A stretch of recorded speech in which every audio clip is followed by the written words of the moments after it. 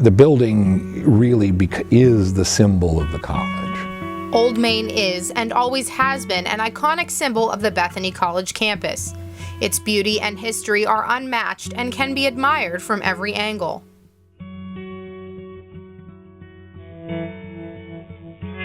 Its construction was started by Bethany's founder, Alexander Campbell, and since the beginning, Old Main has seen many decades, renovations, and countless uses by the campus community. We are seated now in the academic parlor, which is the center of the centerpiece of the campus called Old Main. The building began construction in 1858, and then there was that little dust-up between the north and south in 1861, which sort of slowed things down for a few years. And the building was not completed until 1866, just at the moment of Campbell's death. Old Main proper extends only from one end of the corridor to the other. The two buildings at either end were added in 1871. Commencement Hall, and at the other end, a building that was known as Society Hall. It burnt down in 1879, but fortunately the workers were able to keep the fire from spreading to Old Main proper. That space then lay dormant, really, in the ruins of Society Hall for about 40 years. Then in 1912, Earl Ogleby endowed a building which became known as Ogleby Hall until the late 90s and is now known as Kirkpatrick Hall of the Life Sciences. So the three buildings together form a complex which most people just simply refer to as Old Main. Over the years, the building has been used for practically all purposes. There were stables in the basement when the building was first opened. Commencement Hall was a gymnasium at one time. It housed classrooms and studios for the art department, a separate auditorium for many years, which was removed when Commencement Hall was restored to its original design in 1983-84. Commencement Hall holds its own special meaning in the college's history. It serves as the gathering place for many iconic events at Bethany, including the speeches of former United States presidents. Richard Nixon was here when he was vice president in the 1950s, and he spoke at a commencement. Mr. Kennedy spoke in Commencement Hall during the West Virginia primary in 1960, which, as you may know, was a critical, pivotal win for Mr. Kennedy because it proved that a northeastern Catholic could win in what was then called the Bible Belt, which West Virginia was. Lyndon Johnson, who was raised in the Christian Church Disciples of Christ, spoke here before he became president, and Gerald Ford also visited, but after he became president. Perhaps the most prominent feature of Old Main, extending high above the campus, is the clock tower. The tower itself is original to the building, but the mansard with the clock faces and so on only was added at the end of the end of the 19th century, and the clock itself was installed when electricity came to Bethany in, I think, 1903 or 1904. 15 years ago, we had some problems with some of the sandstone along the walkways around the clock face began to deteriorate and chunks were falling.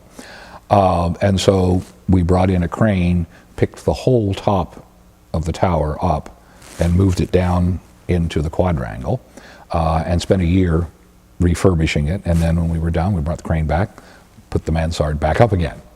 It's really quite dramatic. And I happened to be teaching that day, and about halfway through my class I said, okay, that's it. We're going to go out and watch this because it's not going to happen again in my lifetime. I do tours of the clock tower every year at homecoming, both for current students and particularly for alumni. And then it has become a tradition to do the clock tower tour during senior week for students who are about to graduate.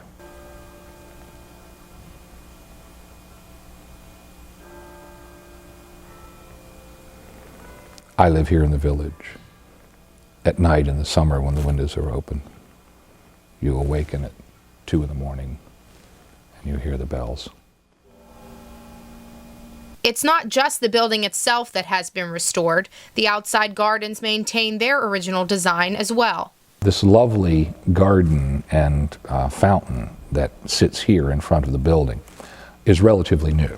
One of the original designs included that fountain. or that garden, I guess one should say. It was never built. And so Mrs. Gresham thought that would be a good thing to do 150 years later. And when the discussion about putting it in took place, there were many people who said, oh no, you'll ruin that wonderful vista from the front of Old Main down through Ogilvy Gates, down College Street to the Bethany Memorial Church. Well, 2 years after the fountain was in, nobody even remembers what that used to look like. And everyone says, oh, what just a stunning design it is. And it is.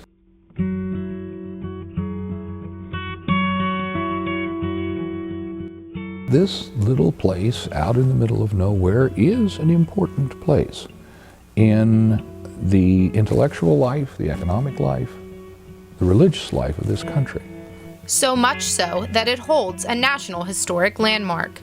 There's a process by which you apply to the United States government and you make the case for this being an important facility, an important structure in the history of the United States, and of course in the history of your own institution. This happens to be one of the outstanding examples of what is called collegiate or academic Gothic architecture, which was very popular in the 19th century. But in order to be designated a National Historic Landmark, there is a rather rigorous process of application, proof that the building is substantially as it was designed. Most of what you see is original, or it dates from an earlier period, or if not, the origins of the building. The doors, the locks, the flooring, most of the woodwork, that sort of thing, is original.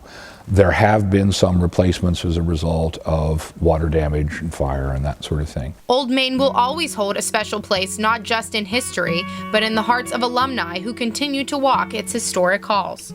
Virtually all alumni, when they come back, they have to walk the corridor or through the halls of Old Main. It's haunted by the spirits of the thousands of students who have studied here, who have learned here, who have grown here. It's a special place.